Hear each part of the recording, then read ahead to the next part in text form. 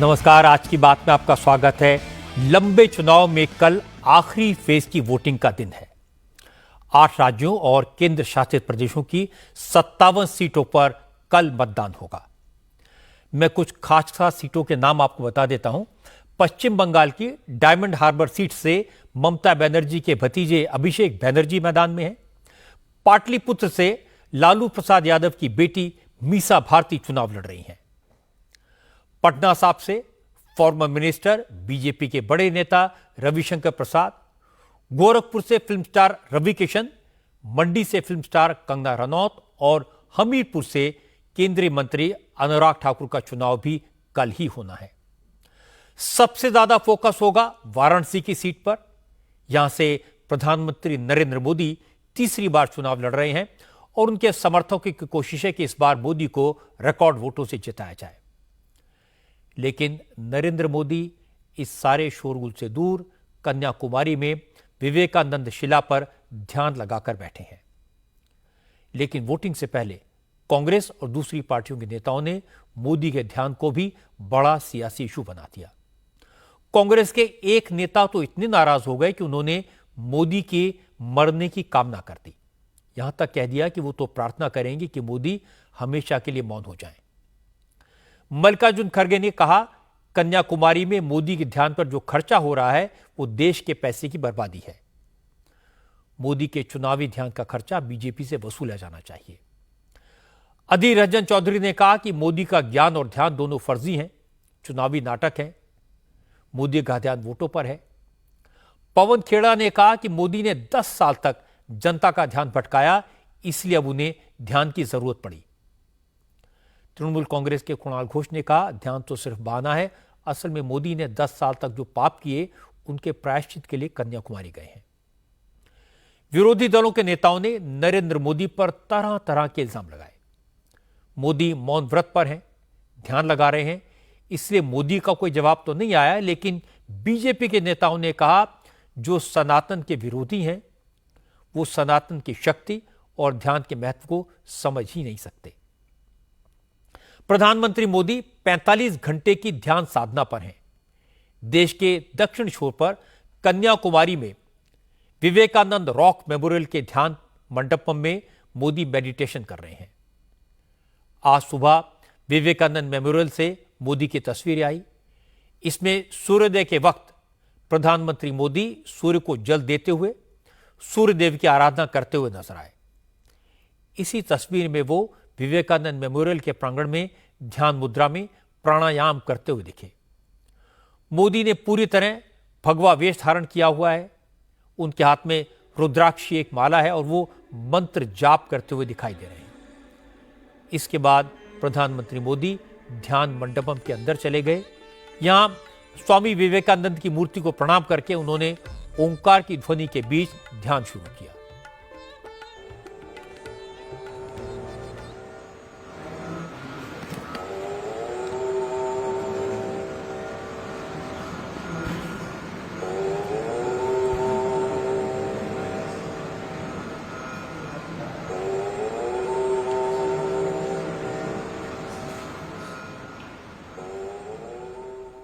योगी आदित्यनाथ ने मोदी के सूर्य नमस्कार की तस्वीर ट्विटर पर शेयर की और कैप्शन में लिखा, विकसित भारत का सूर्योदय।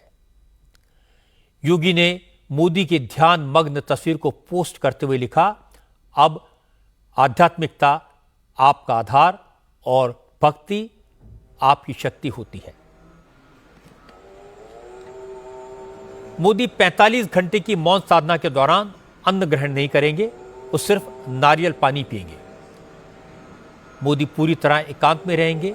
कल दोपहर 3 बजे तक साधना के दौरान किसी से नहीं मिलेंगे।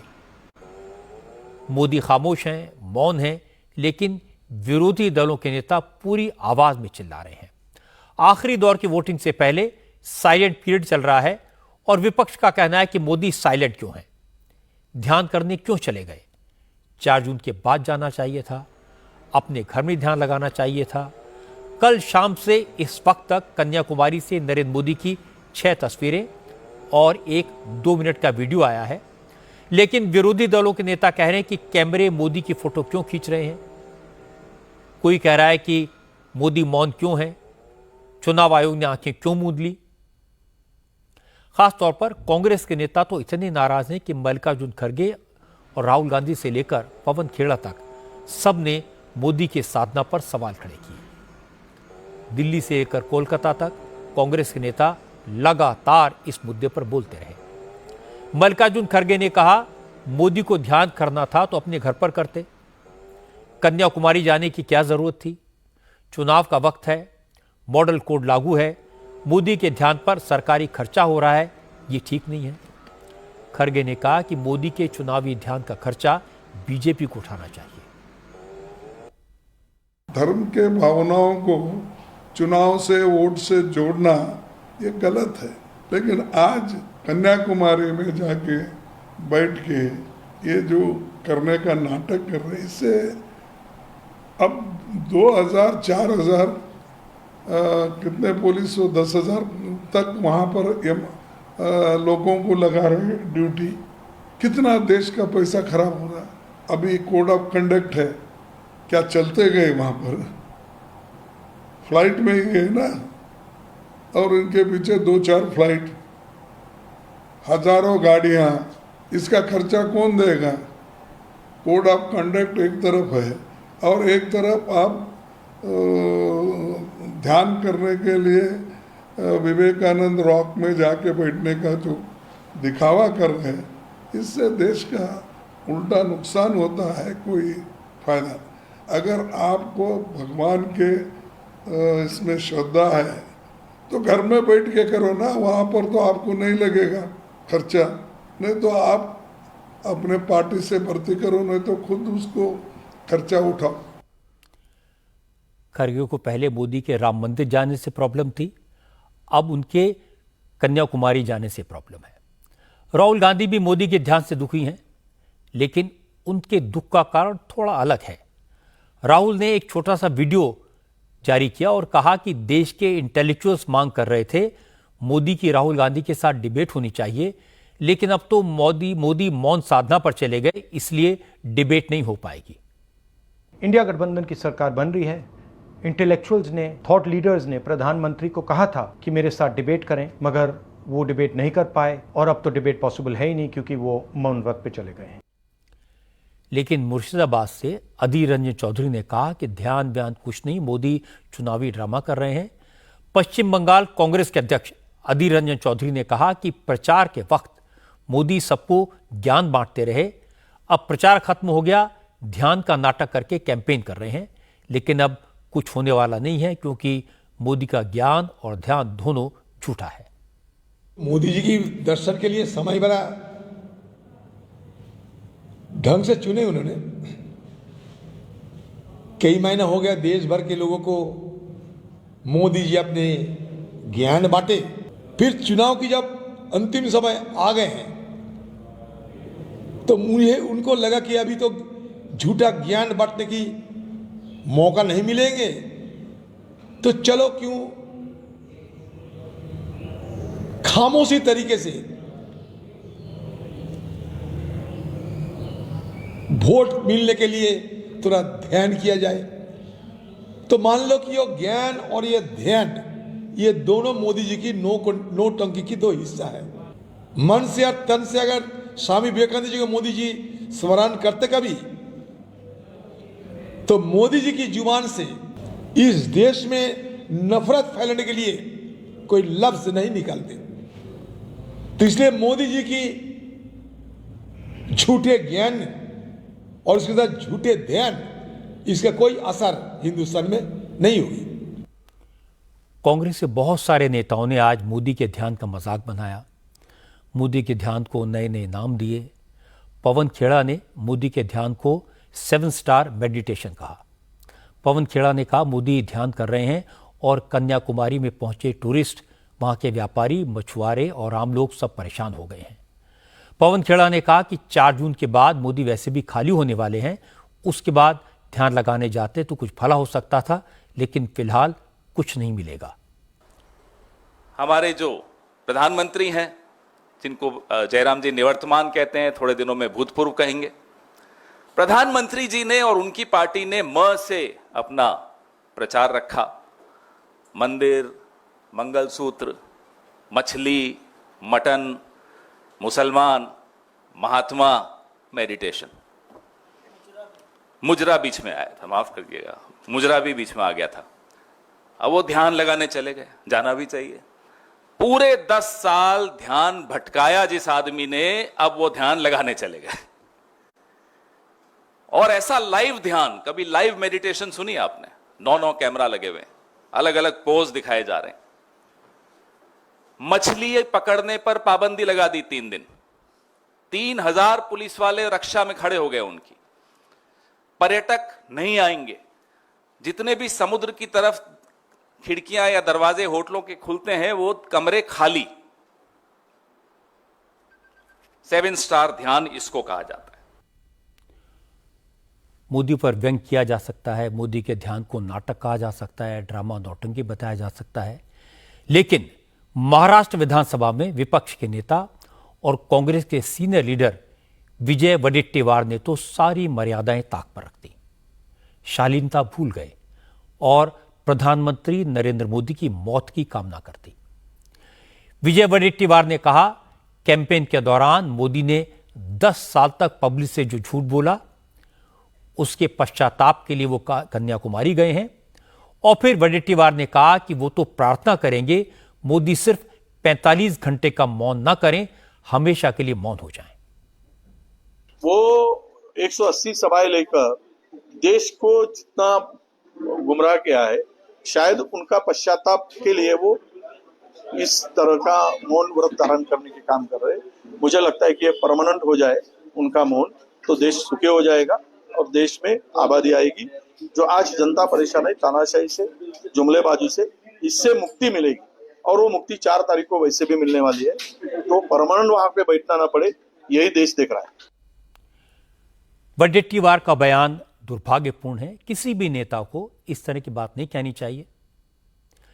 मोदी की मौन साधना पर कांग्रेस के अलावा दूसरे विरोधी दलों के नेता भी बोले, उनकी बात भी आपको सुनवाऊंगा, लेकिन पहले कांग्रेस के नेताओं को आरएलडी के नेता मलूक नागर का जवाब सुनवा देता हूं।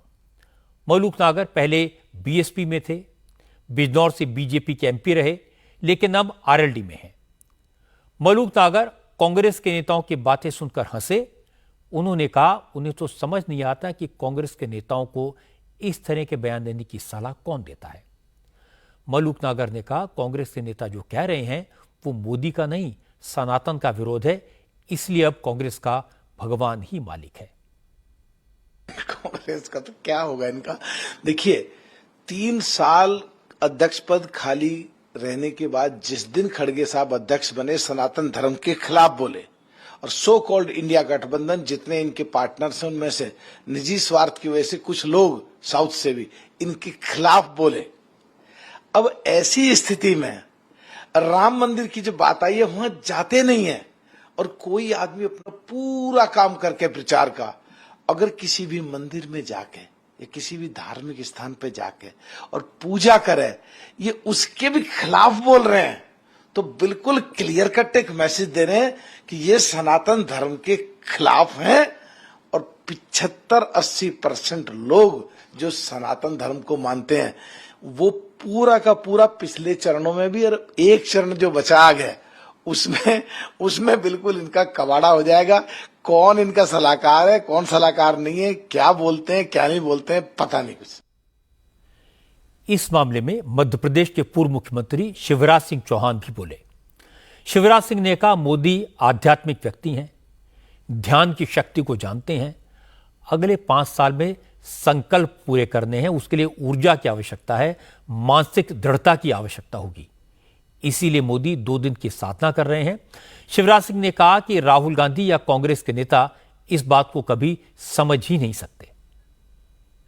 मोदी जी सामान्य मनुष्य नहीं है, वो सुपर ह्यूमन हैं और देश को जो उन्होंने दिशा दी है, जन कल्याण के जो काम किए हैं और आज भारत संपन्न, समृद्ध और शक्तिशाली राष्ट्र के रूप में खड़ा हुआ है, वो उन्हीं की परिश्रम, उनकी सोच, उनके विजन का परिणाम है। और वो फिर विकसित भारत के निर्माण के अभियान में जुटने वाले हैं। उसके पहले ध्यान करना, मेडिटेशन करना, सोचना और पूरी क्षमता से उसके बाद काम में जुटने की तैयारी करना, ये तो आध्यात्मिक व्यक्ति की पहचान है। मनुष्य अनंत शक्तियों का भंडार है और मेडिटेशन उन शक्तियों को जागृत करने की एक प्रक्रिया है। तो मुझे लगता है कि मोदी जी ऐसे व्यक्तित्व है जो अपनी संपूर्ण क्षमता और शक्ति को एकत्रित करके और फिर विकसित भारत के कल्याण के काम में जुटेंगे।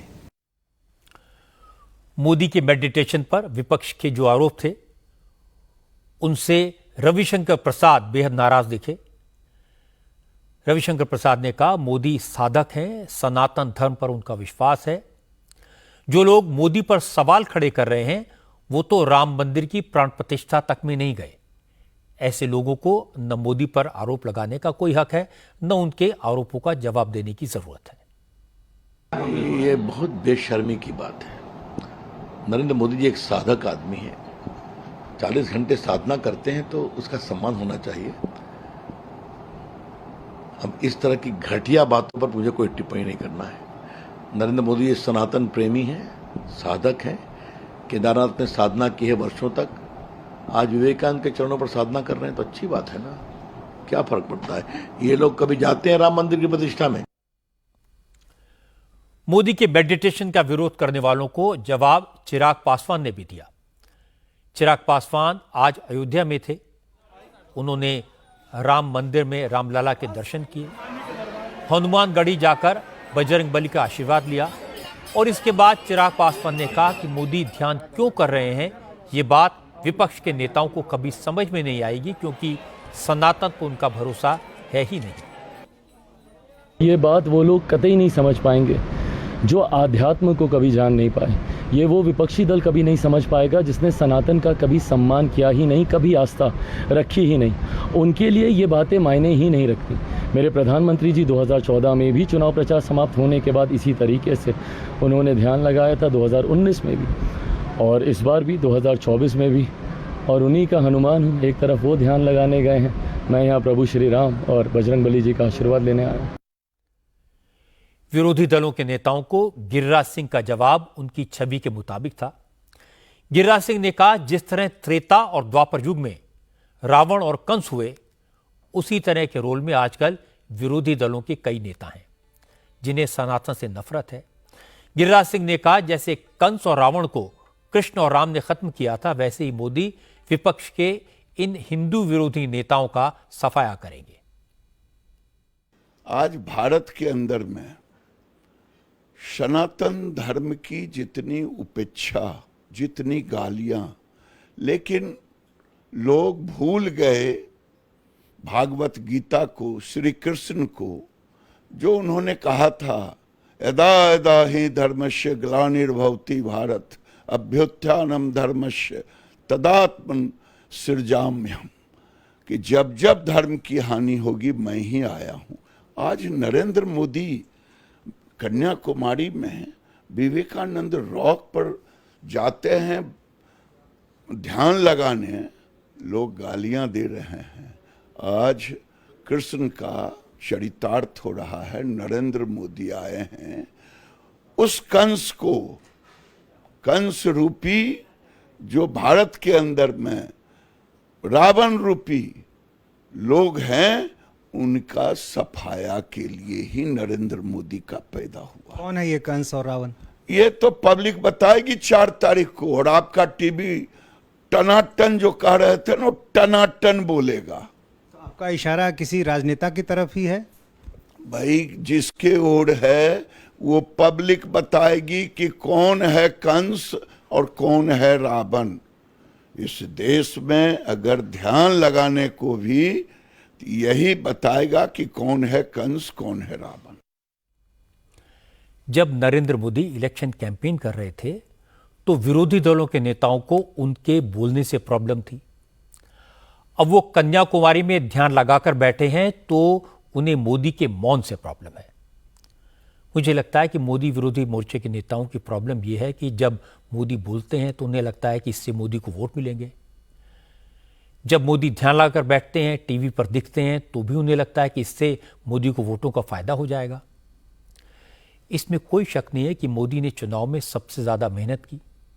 72 दिन में 162 रैलियां की, 22 रोड शो किए, 80 इंटरव्यू दिए। इसके बाद मौन साधना पर चले गए। 45 घंटे तक ध्यान करेंगे। इसमें भी एंटी मोदी मोर्चे के नेताओं को मोदी की राजनीतिक चाल नजर आ रही है। कोई कांग्रेस के नेताओं से पूछे, अगर ध्यान करने से, साधना करने से वोट मिलते हैं तो फिर विरोधी दलों के नेताओं को ऐसा करने से किसने रोका? वो भी मंदिर में जा सकते हैं, वो भी ध्यान लगा सकते हैं। कांग्रेस के नेता अच्छी तरह जानते हैं कि भारत की योग परंपरा में ध्यान, आंतरिक शुद्धिकरण और आध्यात्मिक शक्ति को जागृत करने का सबसे अच्छा तरीका है। हमारे ऋषि मुनि, साधु संत वैदिक काल से ध्यान लगाते आए हैं। यह सनातन परंपरा है। इसका विरोध सिर्फ इसलिए किया जाए कि यह ध्यान मोदी लगा रहे हैं, यह उचित नहीं है। इसीलिए अब बीजेपी के नेताओं को कहने का मौका मिला कि कांग्रेस, तृणमूल कांग्रेस और समाजवादी पार्टी के लोग सनातन विरोधी हैं। कांग्रेस के ज्यादातर नेताओं ने कहा कि आखिरी फेज की वोटिंग को प्रभावित करने के लिए मोदी ने ध्यान का नाटक किया है। लेकिन कांग्रेस के नेताओं ने आज यह दावा करना शुरू कर दिया कि मोदी की विदाई तय हो चुकी है। 4 जून को इंडिया अलायंस की सरकार बनने वाली है। अब दोनों बातें तो सही नहीं हो सकती। मल्लिकार्जुन खड़गे ने आज स्टेट वाइज गिना दिया कि किस किस राज्य में कांग्रेस को कितनी सीटें मिलने वाली हैं। खड़गे ने कहा कि 4 जून को कांग्रेस सिंगल लार्जेस्ट पार्टी बनेगी। बहुमत के लिए 273 सीट चाहिए और इंडिया अलायंस को इससे ज्यादा सीटें मिलेंगी। इंडिया टीवी की संवाददाता विजय लक्ष्मी के साथ बात करते हुए खड़गे ने दावा किया कि पंजाब, हरियाणा, कर्नाटक, बंगाल, यूपी, राजस्थान, बिहार और महाराष्ट्र में उनका अलायंस शानदार प्रदर्शन करेगा। महाराष्ट्र में महाविकास आघाड़ी को 30 सीटें मिलेंगी। खड़गे ने कहा कि यूपी में भी समाजवादी पार्टी और कांग्रेस 30 से 35 सीटें जीतेगी।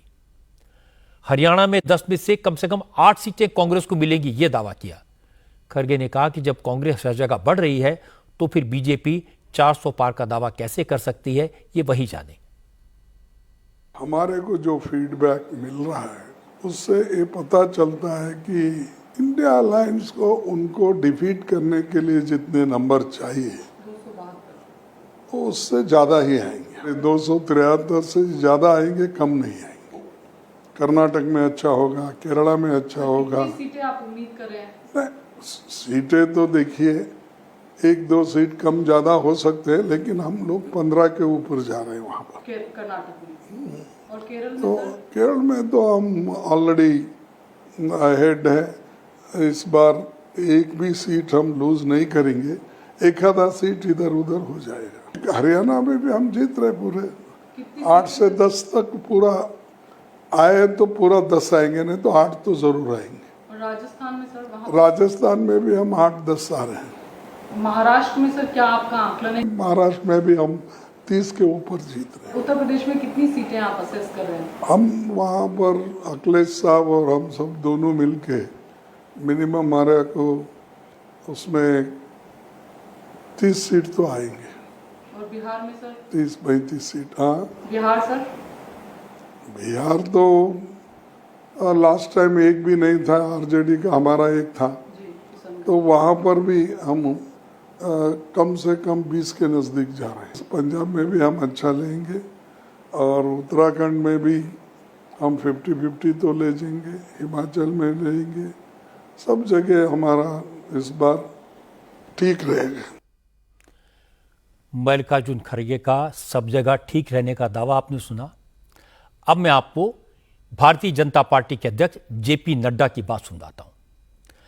नड्डा ने आज कहा कि कोई कुछ भी दावा करे, लेकिन इस बार बीजेपी अपने लक्ष्य को बड़े आराम से हासिल करेगी। जनता एनडीए को 400 से ज्यादा सीटें देकर नरेंद्र मोदी को तीसरी बार देश का प्रधानमंत्री बनाएगी। इंडिया टीवी के पॉलिटिकल एडिटर देवेंद्र पाराशर के साथ एक खास बातचीत में नड्डा ने अपने विश्वास का गणित भी समझाया। जेपी नड्डा ने कहा कि इस बार बंगाल, यूपी, आंध्र प्रदेश, तेलंगाना, केरल और महाराष्ट्र जैसे राज्यों में बीजेपी की सीटों की संख्या बढ़ेगी। राजस्थान, मध्य प्रदेश, गुजरात, हरियाणा और हिमाचल प्रदेश में बीजेपी अपना पुराना प्रदर्शन बरकरार रखेगी। नड्डा ने कहा इस बार बंगाल में बीजेपी 30 से ज्यादा सीटें जीतेगी। उड़ीसा में बीजेपी को 21 में से 18 सीटें मिलेंगी और बिहार में बीजेपी और उसके अलायंस पार्टनर मिलकर 40 की 40 सीटें जीतेंगे। कि हम हर जगह हर समय क्षण क्षण बढ़ते चले गए हैं, इसलिए हमारा परफॉर्मेंस मध्य प्रदेश में इंटैक्ट रहेगा, राजस्थान में इंटैक्ट रहेगा, महाराष्ट्र में इंटैक्ट रहेगा, उत्तर प्रदेश में हमारी सीटें बढ़ेंगी। उसी तरीके से हम हिमाचल, हरियाणा, जम्मू कश्मीर, पंजाब सब जगह हम मेंटेन करेंगे और हम आगे बढ़ेंगे। जो जगहें हमारे पास नहीं थी वहाँ संगठन ने बहुत तरीके से अपने आप को आगे बढ़ाया है। वो है वेस्ट बंगाल, वो है उड़ीसा, वो है तेलंगाना, वो है आंध्र प्रदेश, वो है तमिलनाडु। इन जगहों पर हमारा सीट शेयर बढ़ेगा और अच्छे से बढ़ेगा। अमित शाह जी के नेतृत्व में बंगाल में 18 सीटें आई थी, इस बार हम 32 के आसपास जाएंगे, 30 प्लस जाएंगे। हम अलग लड़ रहे हैं और पूरी ताकत के साथ लड़ेंगे और मुझे पूरा विश्वास है कि 21 में से हम 18 प्लस सीटों पर आगे जा रहे हैं। हम असम में बहुत अच्छा करेंगे और उसी तरीके से हम मणिपुर की दोनों सीटें रिटेन करेंगे। देखिए, भारतीय जनता पार्टी जब लड़ती है तो हम ये अलायंस में ये नहीं मानते कि ये सीट जेडीयू की है। हर सीट बीजेपी लड़ रही है और बीजेपी की जमीनी ताकत पूरी है और जेडीयू का भी पूरा वोट बैंक इंटैक्ट है। तो वो दोनों मिला करके हम बिहार में कोई हमको लूज करने की जरूरत नहीं है, हम सारी सीटें वहां जीत करके आएंगे। मध्य प्रदेश के पूर्व मुख्यमंत्री शिवराज सिंह चौहान ने भी दावा किया कि कांग्रेस को तो जनता टाटा बाय बाय पहले ही कह चुकी है और यह बात नतीजों से एक बार फिर साबित हो जाएगी। शिवराज चौहान ने कहा इस बार एनडीए 400 पार होगा और खास तौर पर दक्षिण भारत में बीजेपी के वोट बढ़ेंगे और सीटों की संख्या में भी इजाफा होगा। ये नारा पार्टी का नहीं है, ये नारा अब जनता लगा रही है और सचमुच में मैं कह रहा हूं कि एनडीए 400 सीटें पार कर रहा है। साउथ में आश्चर्यजनक परिणाम आएंगे। आप तेलंगाना, आंध्र प्रदेश, इवन तमिलनाडु, केरल, सब राज्यों में, कर्नाटक में तो भारतीय जनता पार्टी पहले से ही मजबूत है। तेलंगाना में हमारी सीटें अप्रत्याशित रूप से बढ़ रही है। हम लोग आंध्र प्रदेश पर शानदार सफलता प्राप्त कर रहे हैं अपने एनडीए पार्टनर के साथ, टीडीपी के साथ। और जो वोट परसेंटेज तमिलनाडु, केरल में भी हमें सीटें मिल रही है, वोट परसेंटेज भी अप्रत्याशित रूप से बढ़ेगा क्योंकि मैंने हर जगह मोदी जी के प्रति श्रद्धा और भक्ति का भाव देखा है। टाटा बाय बाय अब कांग्रेस को होने वाला है। राहुल जी का भी ये शायद अंतिम प्रयास सिद्ध होगा। जनता वैसे उनको टाटा बाय बाय करने वाली, और कांग्रेस के इतिहास सब जानते हैं। आज बचा क्या है कांग्रेस के पास। महाराष्ट्र एक ऐसा राज्य है जहां इस बार चुनाव इंटरेस्टिंग है। मुकाबला महाविकास आघाड़ी और महायुति के बीच है। 6 पार्टियां चुनाव के मैदान में हैं। मल्लिकार्जुन खड़गे का दावा है कि महाराष्ट्र में महाविकास आघाड़ी को 48 में से आधी से ज्यादा सीटें मिलेंगी। शरद पवार भी यही कह रहे हैं। कल अमित शाह ने भी माना था कि महाराष्ट्र में 1-2 सीटों का नुकसान हो सकता है। इससे महाविकास आघाड़ी के नेताओं को उत्साह बढ़ा। लेकिन आज एकनाथ शिंदे की शिवसेना के नेता शंभूराजे देसाई ने कहा कि महायुति को महाराष्ट्र में 48 में से 45 से ज्यादा सीटें मिलेंगी और एनडीए 400 का फिगर पार करेगा। शिवसेना, बीजेपी, राष्ट्रवादी का जो हमारा अलायंस है, हम लोग ने पहले दिन से लोकसभा इलेक्शन का 45+ का टारगेट रखा है और हम लोग टारगेट अचीव करने के नज़दीक गए हैं। इतना ही मैं कह सकता हूँ। जो भी हमारा टारगेट है वो टारगेट के नज़दीक हम लोग पहुँच गए हैं। ऐसे ही नतीजे 4 तारीख को आएंगे। 4 तारीख का इंतज़ार करें। ये एनडीए अभी जो 400 पार का नारा दिया है वो 400 पार का नारा जरूर हम लोग पार करेंगे। लेकिन उद्धव गुट का दावा है कि महाराष्ट्र में उनकी पार्टी अपने हिस्से की सारी 21 सीटें जीत लेगी। अरविंद सावंत ने कहा 4 जून को महाराष्ट्र में महाविकास आघाड़ी की आंधी आएगी और बीजेपी इस आंधी में उड़ जाएगी। क्या लगता है कितने जीतेंगे? मैं बता देता हूँ कि मैं आंकड़े नहीं बताऊंगा, वो बड़े नेतागण हमारे बोल रहे हैं, लेकिन हमारे उद्धव साहब ने तो कहा था 48 के 48 विकास आघाड़ी आ जाएगी, बस उसी लाइन पे हम हैं। बिल्कुल। तो कितनी मतलब लोगों में कितना गुस्सा है, आप जाकर देखिए। और ये सारा चुनाव उद्धव साहब के सामने घूमता रहा, the central point was only Uddhav साहब। हालांकि मैं किसी को कम नहीं लिखना चाहता हूं, लेकिन जिस तरह से उद्धव साहब ने कोविड काल में काम किया, उसके बारे में लोगों के मन में कृतज्ञता का भाव था, और जिस तरह से उनको पद से हटाया गया उसके बारे में गुस्सा था। तो ये दोनों चीजें साथ में आई। तो लोग इंतजार में, हम कह रहे थे, लोग इंतजार कर रहे थे 20 तारीख का, 27 तारीख का, जो भी 26 अप्रैल का। तो इंतजार में लोगों ने बता दिया है आप कहाँ जाओगे। 21 के 21 जीतेंगे, सारी जीतने के लिए तो खड़े रहे, तो लड़ने के लिए थोड़े खड़े रहे हम लोग, जीतने के लिए तो खड़े रहे। हालांकि शरद पवार की बेटी सुप्रिया सुले ने थोड़ा संभल कर बात की। उन्होंने महाराष्ट्र को लेकर कोई अनुमान नहीं लगाया। सुप्रिया सुले ने बस इतना कहा कि 4 जून को देश में सरकार बदलने जा रही है, क्योंकि लोग मौजूदा सरकार से तंग आ चुके हैं। हाँ बिल्कुल, क्योंकि लोग तंग आ चुके हैं इस सरकार से। और महाराष्ट्र में आप देख रहे हैं भ्रष्टाचार बढ़ रहा है, काम नहीं हो रहा है, जिनके पास पैसा है उनको न्याय मिल रहा है, जो गरीब है मेहनत करने वाला है उस पर अन्याय हो रहा है। ऐसी सरकार लोगों को अच्छी नहीं लगती, और आप देखेंगे कि 4 तारीख को इंडिया अलायंस का बहुत अच्छा रिजल्ट आएगा। चुनाव में कौन जीतेगा, किसको कितनी सीटें मिलेंगी, इस पर दावा करने से तो कोई किसी को नहीं रोक सकता, लेकिन राजनीतिक दलों के दावों पर यकीन करना मुश्किल होता है। सब अपनी अपनी बात कहते हैं। मैंने इलेक्शन एक्सपर्ट प्रशांत किशोर से उनका असेसमेंट पूछा। प्रशांत किशोर इस समय इंडिपेंडेंट हैं, किसी राजनीतिक दल से उनका कोई लेना देना नहीं है, और उनके प्रेडिक्शन हमेशा सही साबित हुए हैं। इस चुनाव के बारे में प्रशांत किशोर का कहना है कि बीजेपी आराम से सरकार बनाएगी, नरेंद्र मोदी आराम से तीसरी बार प्रधानमंत्री बनेंगे, इसको लेकर उन्हें कोई शक नहीं है। प्रशांत किशोर का कहना है कि पिछले चुनाव में नॉर्थ और वेस्ट, जिसमें वो कर्नाटक को भी शामिल करते हैं, बीजेपी को 250 सीटें मिली थी। उनका कहना है कि यहां बीजेपी को इस बार कोई सब्सटेंशियल लॉस होता दिखाई नहीं देता। पिछली बार साउथ और ईस्ट से बीजेपी को 53 सीटें मिली थी, जिसने उसे 303 तक पहुंचा दिया था। प्रशांत किशोर का असेसमेंट है कि इस बार ईस्ट और साउथ में उड़ीसा, पश्चिम बंगाल, तेलंगाना और आंध्र प्रदेश में बीजेपी को सब्सटेंशियल गेन होगा, 25-26 सीटों का फायदा होगा, और यह बीजेपी की भारी जीत को सुनिश्चित करेगा। प्रशांत किशोर ने पश्चिम बंगाल में ममता बनर्जी के साथ काम किया है, और पिछले असेंबली इलेक्शन में उन्होंने ममता की लैंडस्लाइड विक्ट्री और बीजेपी की हार का सही प्रेडिक्शन किया था। बंगाल में एक बार फिर ममता का मुकाबला बीजेपी से है। प्रधानमंत्री मोदी ने कहा कि इस बार बीजेपी का सबसे अच्छा प्रदर्शन बंगाल में दिखेगा। अमित शाह और जेपी नड्डा ने भी बंगाल में बीजेपी को 30 सीटें मिलने का अनुमान लगाया है, लेकिन तृणमूल कांग्रेस ने दावा किया है कि बीजेपी इस बार बंगाल में डबल डिजिट को टच नहीं कर पाएगी। कुणाल घोष ने कहा कि बंगाल में तृणमूल कांग्रेस 30 से 35 सीटें जीतेगी और 4 जून को केंद्र से मोदी सरकार की विदाई हो जाएगी।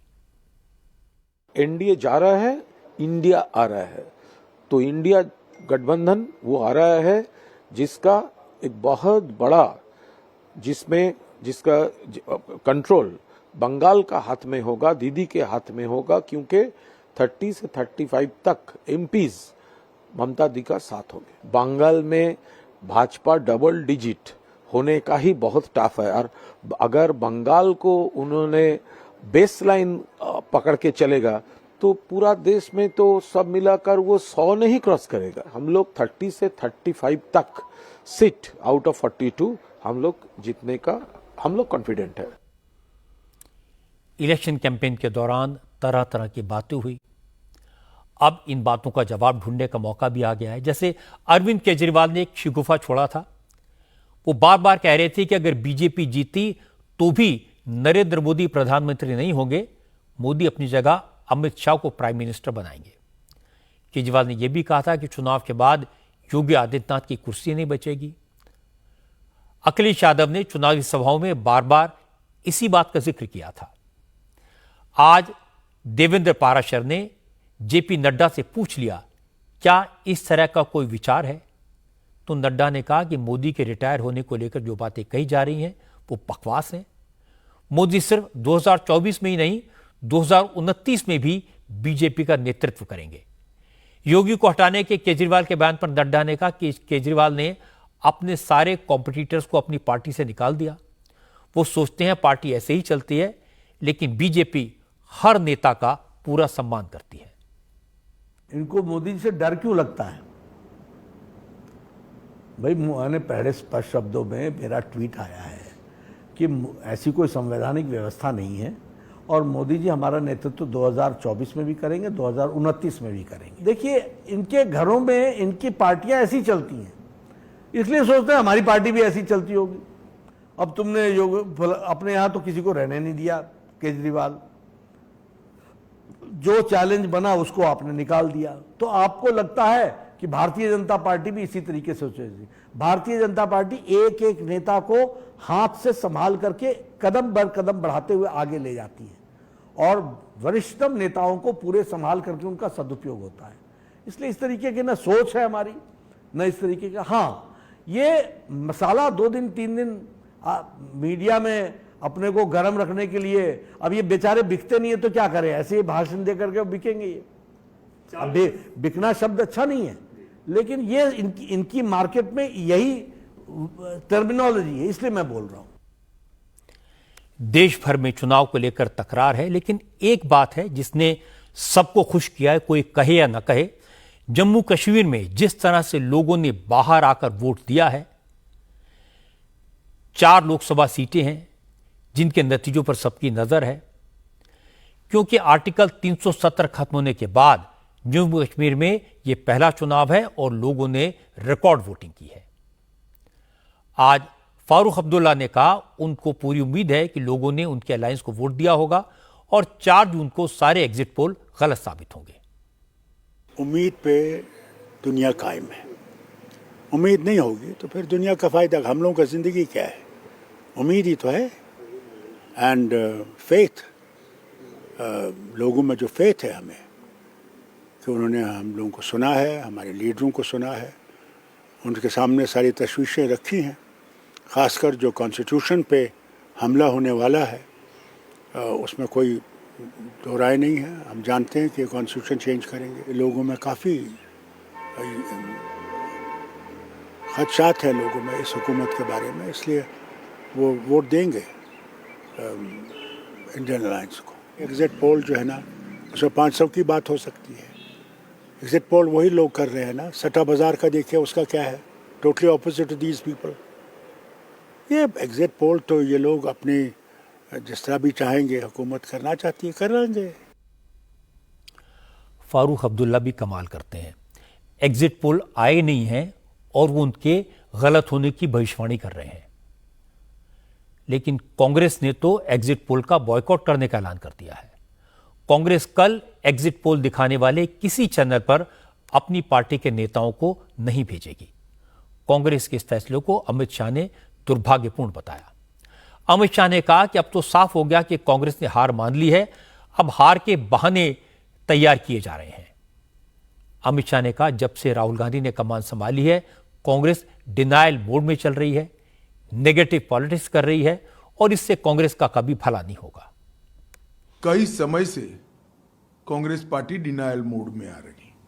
ये पूरा इलेक्शन ये कैंपेन करते रहे कि हमारा बहुमत आने जा रहा है, बहुमत आने जा रहा है। अब उनको भी स्थिति मालूम है कि कल के चुनाव के बाद आने वाले एग्जिट पोल में इनकी प्रचंड हार होने वाली है और किस मुंह से वो मीडिया को फेस करे। इसलिए एग्जिट पोल की पूरी एक्सरसाइज को ही नकार रहे हैं कि एग्जिट पोल का कोई मतलब नहीं है, 4 तारीख को परिणाम आने हैं। एग्जिट पोल कई समय से चल रहा है, हर बार वो हिस्सा लेते, मगर इस बार हार के कारण एक्सप्लेन न कर पाने की स्थिति में वो इसका बहिष्कार कर रहे हैं। मुझे लगता है कि राहुल गांधी के कांग्रेस में मुख्य व्यवस्था में आने के बाद कांग्रेस देश की सभी प्रकार की संस्थाएं, चाहे मीडिया हो, चाहे न्यायिक व्यवस्था हो, चाहे पार्लियामेंट हो, चाहे संवैधानिक पद पर बैठे हुए लोग हो, चाहे एजेंसियां हो, सबके सामने डिनायल मोड में आ चुकी है। मैं कांग्रेस के नेताओं को कहना चाहता हूं कि शुतुरमुर्ग वृत्ति से कभी किसी का फायदा नहीं होता। डटकर हार का सामना करना चाहिए, आत्मचिंतन करना चाहिए, आगे बढ़ना चाहिए। भारतीय जनता पार्टी ने भी कई चुनाव हारे हैं, मगर हमने कभी मीडिया का बहिष्कार नहीं किया, एग्जिट पोल का बहिष्कार नहीं किया। अमित शाह की बात सही है। ऐसा लगता है कि कांग्रेस ने ये मान लिया कि एग्जिट पोल तो उसके खिलाफ ही होंगे, इसलिए एग्जिट पोल के बॉयकॉट का फैसला कर लिया। हालांकि एग्जिट पोल क्या कहते हैं, क्या अनुमान लगाते हैं, इसका अंदाजा कल शाम 5 बजे के बाद मिलेगा। इंडिया टीवी का एग्जिट पोल नतीजे आने से पहले आपको नतीजों का सही अनुमान बताएगा।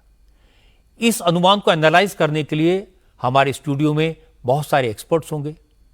उस सारे रिपोर्टर जिन्होंने पिछले 2 महीने से भयंकर गर्मी में चुनाव को कवर किया है, उनका असेसमेंट भी मिलेगा। हमारे एंकर्स आपको चुनाव में वोटिंग पैटर्न की बारीकियां समझाएंगे। तो कल 5 बजे से देखिए इंडिया टीवी का एग्जिट पोल।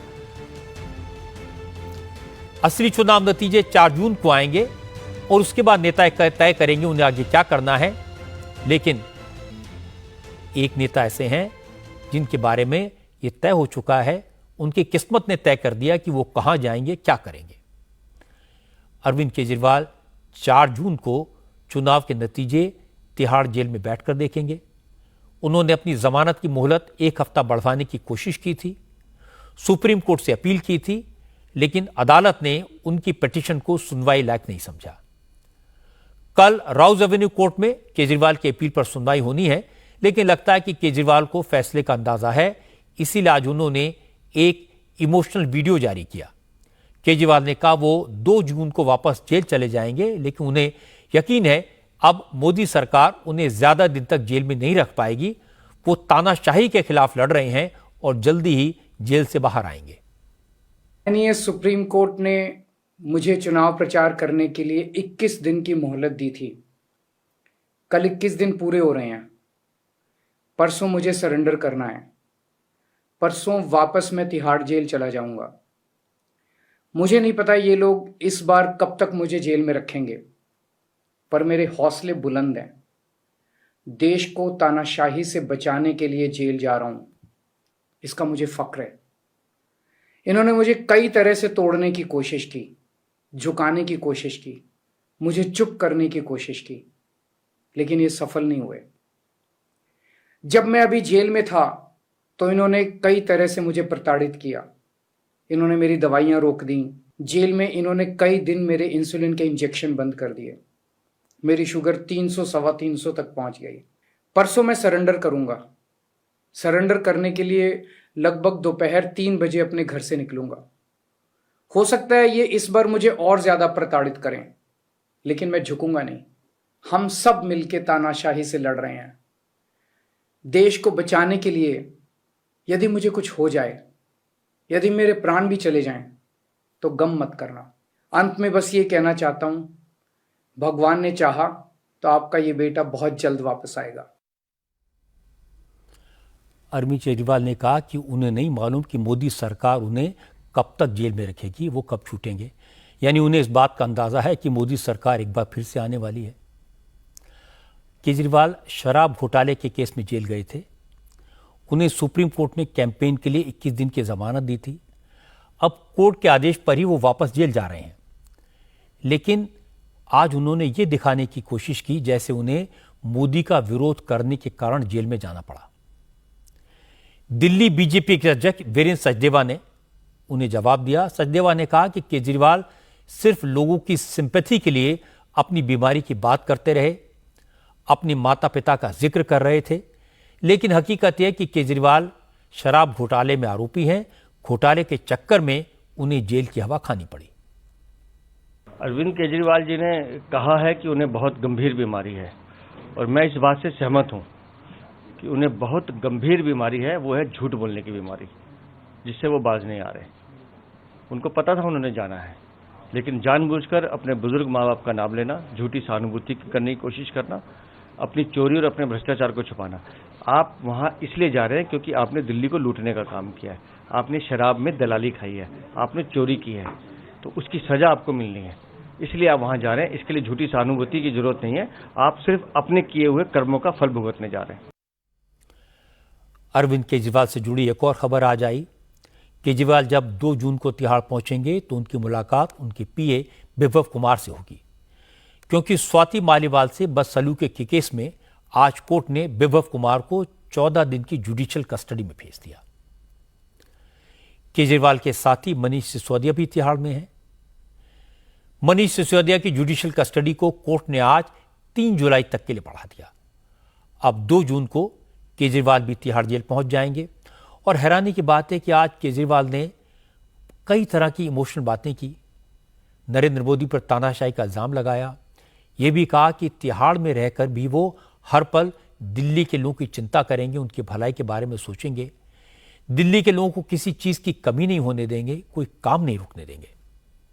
केजरीवाल ने फ्री बिजली, फ्री दवाई, फ्री इलाज, महिलाओं के लिए फ्री बस यात्रा, सब कुछ गिनाया। बस दिल्ली में इस वक्त पानी की जो किल्लत चल रही है उसके बारे में कुछ नहीं बोला। हम एक ब्रेक रुकेंगे और ब्रेक के बाद बात करेंगे प्रज्वल रेवन्ना के विदेश से लौटते ही कर्नाटक की सियासत के गरमाने की।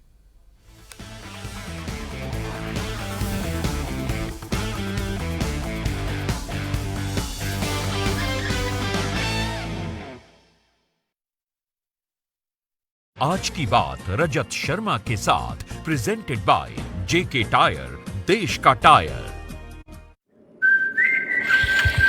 ऐ भारत हम चल पड़े इस जुनून किस शान से, जन्नत नुमा कश्मीर से, आसाम के बागान से, महाराष्ट्र से, गुजरात से, कर्नाटक से, राजस्थान से, तब हिंदुस्तान मिले हिंदुस्तान से।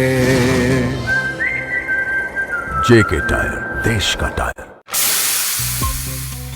पिछले 75 सालों से घर घर में प्यार प्रेस्टीज में ही तो पक रहा है। जो अपनों से करे प्यार वो प्रेस्टीज से कैसे करे इनकार।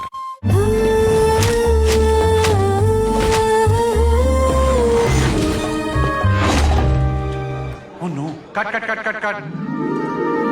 Ma'am are you okay? जब नेचर की शक्ति हो साथ तो टूटना मना है। मैम किसके साथ? पतंजलि केश कांति नेचुरल शैम्पू का साथ।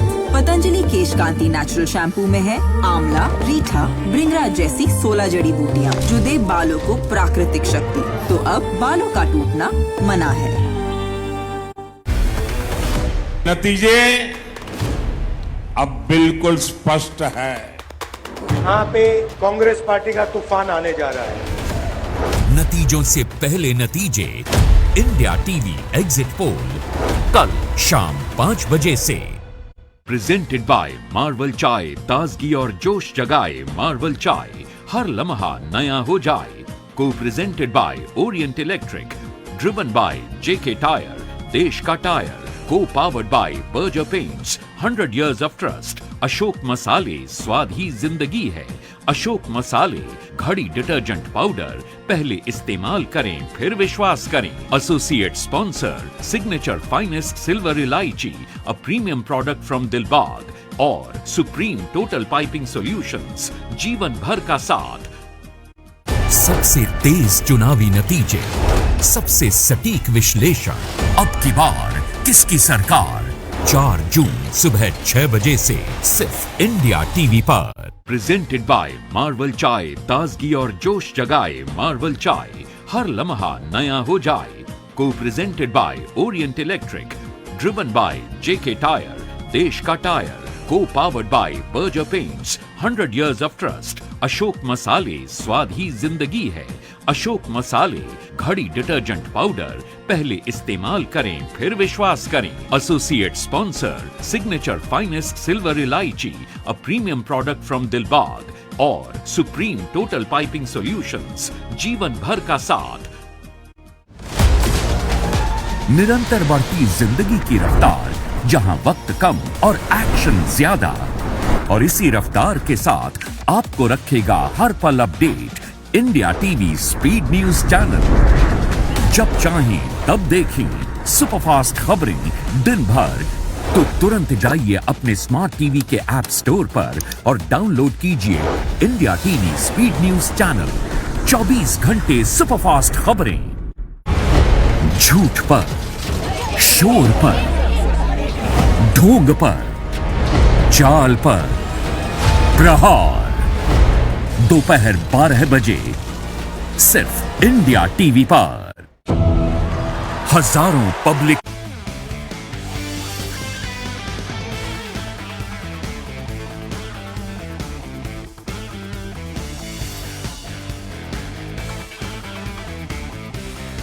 दो 2000 से ज्यादा महिलाओं के एक्सप्लॉयटेशन के आरोपों में फंसे प्रज्वल रेवन्ना को आज अदालत ने 6 दिन की पुलिस कस्टडी में भेज दिया। प्रज्वल कल रात जर्मनी से लौटे और बेंगलुरु में लैंड करते ही एसआईटी ने उन्हें डिटेन कर लिया। प्रज्वल रेवन्ना हासन लोकसभा सीट से जेडीएस के कैंडिडेट हैं। पूर्व प्रधानमंत्री एचडी देवेगौड़ा के ग्रैंडसन हैं। प्रज्वल रेवन्ना को हिरासत में लेने के लिए सिर्फ महिला पुलिस अधिकारियों और लेडी कांस्टेबल्स को ही एयरपोर्ट पर भेजा गया था। कर्नाटक के होम मिनिस्टर जी परमेश्वर ने कहा, क्योंकि प्रज्वल रेवन्ना ने महिलाओं का शोषण किया है, इसीलिए प्रज्वल को सबक सिखाने के लिए लेडी पुलिस अफसरों को गिरफ्तारी के लिए भेजा गया। इस मामले में हैरानी की बात यह भी है कि प्रज्वल रेवन्ना के हजारों वीडियो तो सामने आए हैं, लेकिन अभी तक पीड़ित महिलाएं शिकायत करने सामने नहीं आई। अब कर्नाटक सरकार ने पीड़ितों से सामने आकर शिकायत दर्ज कराने की अपील की है। हमने लोगों से शिकायत दर्ज करने की अपील की है। मैं फिर से अपील कर रहा हूं कि जो भी लोग इसमें शामिल हैं, वीडियो में दिख रहे हैं, वो सामने आए, अपना बयान या शिकायत दर्ज कराए। एसआईटी इस पर एक्शन करेगी, गवाहों और शिकायतकर्ताओं को सुरक्षा भी देगी। ये सुनिश्चित करेगी कि उन्हें कोई नुकसान ना हो। प्रज्वल रेवन्ना का केस जितना घिनौना है, जितना शॉकिंग है, उतना ही सस्पेंस से भरा हुआ भी है। हजारों वीडियो बनाने का आरोप है। दावा किया जा रहा है कि प्रज्वल रेवन्ना ने 2500 महिलाओं का शोषण किया, उनके वीडियो बनाए। ये वीडियो बनाने में कम से कम 3-4 साल लगे होंगे। पिछले कई महीनों से ये वीडियो चर्चा में थे, लोगों के मोबाइल में पहुंच चुके थे। लेकिन अब सवाल यह कि कर्नाटक में 1 साल से कांग्रेस की सरकार है। कांग्रेस सरकार ने प्रज्वल के खिलाफ कोई एक्शन क्यों नहीं लिया? अब तक कोई विक्टिम महिला सामने क्यों नहीं आई? अब प्रज्वल पुलिस की गिरफ्त में है और उम्मीद है कि इन सारे सवालों के जवाब जल्दी मिलेंगे। फिलहाल एक ब्रेक, और ब्रेक के बाद बात करेंगे जानलेवा गर्मी की।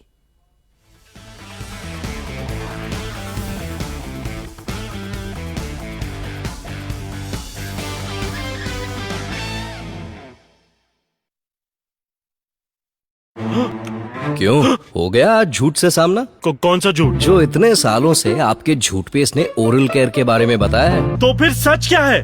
ट्रूथ पेस्ट पतंजलि दंत कांति, आयुर्वेद और साइंस ने मिलकर बनाया है इसे। इसकी 16 जड़ी बूटियों से मिले आपके दांतों और मसूड़ों को कंप्लीट ओरल हेल्थ का सच। दिल में आई एक शोख लहर सी,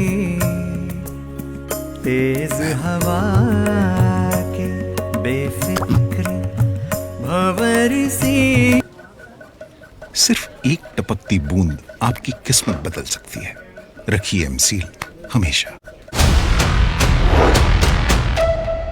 इंडिया टीवी के सभी दर्शकों को मेरा नमस्कार।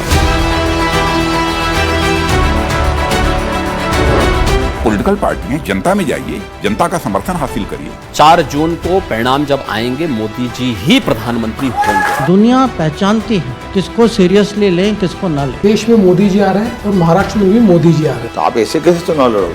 अप्रत्याशित जीत के संकेत आपको बंगाल से भी मिल रहे हैं। 800 पार हैदराबाद से करेंगे हम लोग। तो इसका इलेक्शन के ऊपर असर होगा? क्यों नहीं, लोग देखते हैं ना। चुनाव का बाद में यूसीसी लाने जा रहा हूँ। अभी आपको वोट देना है नहीं देना है आप तैयार करें। धर्म की बात ये अक्सर उस समय करते हैं जब चुनाव आते हैं। फर्स्ट फेज के बाद कोई क्लैरिटी? राजस्थान में बीजेपी से ज्यादा सीट कांग्रेस पर। जिम्मेदारी मेरे से ज्यादा जनता के ऊपर है। अरे 400 से ज्यादा तो हम काम कर ही रहे हैं। हम आज भी कायम है हमारे विकास के एजेंडा पर। आप भी ध्यान से सुन लीजिए, अब की बार 400 पार। 400 पार या विपक्ष के आसार, सबसे सटीक exit poll, India TV exit poll, कल शाम 5 बजे से। प्रेजेंटेड बाय मार्वल चाय, ताजगी और जोश जगाए मार्वल चाय, हर लम्हा नया हो जाए। को presented by Orient electric, driven by JK tyre, देश का टायर। को powered by Berger paints, 100 years of trust। Ashok मसाले, स्वाद ही जिंदगी है। अशोक मसाले घड़ी डिटर्जेंट पाउडर, पहले इस्तेमाल करें फिर विश्वास करें। Associate sponsor signature finest silver elaichi, a premium product from Dilbag. और सुप्रीम टोटल पाइपिंग सॉल्यूशंस, जीवन भर का साथ। निरंतर बढ़ती जिंदगी की रफ्तार, जहां वक्त कम और एक्शन ज्यादा, और इसी रफ्तार के साथ आपको रखेगा हर पल update India TV speed news channel. जब चाहें तब देखें सुपरफास्ट खबरें दिन भर, तो तुरंत जाइए अपने स्मार्ट टीवी के ऐप स्टोर पर और डाउनलोड कीजिए India TV speed news channel. 24 घंटे सुपरफास्ट खबरें। ट्रेन में राम भक्तों को ले जाएंगे और पाकिस्तान की मदद से उस ट्रेन के ऊपर गोले बरसाएंगे, लोग मर जाएंगे, दंगे होंगे और फिर मोदी जी चुनाव जीत जाएंगे। अब दंगे तो नहीं हुए, कोई ट्रेन भी नहीं चली और कुछ नहीं हुआ, फिर भी 400 पार।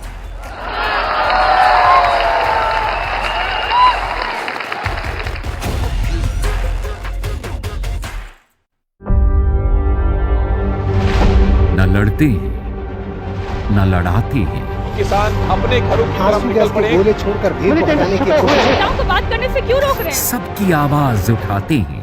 पूरी तस्वीर तहस नहस है। जो अतिक्रमण है वो यहाँ पर हटाया जा रहा है। शोभा यात्रा को टारगेट किया गया। हर जान की कीमत है। समंदर में ऊंची लहरें उठते जमाए। हम खबर दिखाते हैं।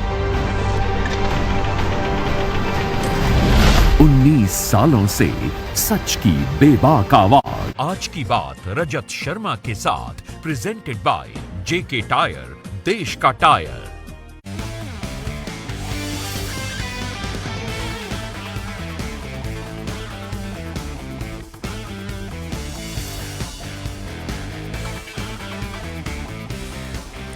एक परेशान करने वाली खबर आपको बता दूं, देश में भारी गर्मी की वजह से अब तक 300 से ज्यादा लोगों की मौत हो चुकी है।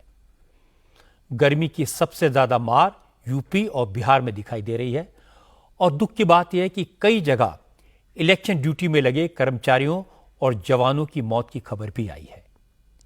यूपी के मिर्जापुर में गर्मी से चुनाव ड्यूटी में लगे 13 जवानों की मौत हो गई।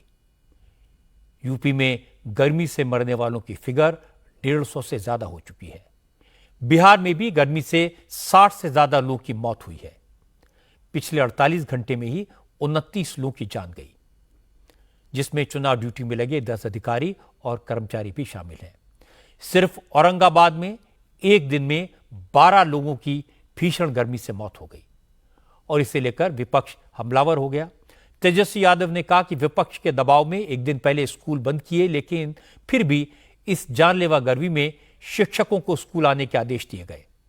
जब छात्र ही नहीं है तो फिर टीचर्स को क्यों बुलाया जा रहा है?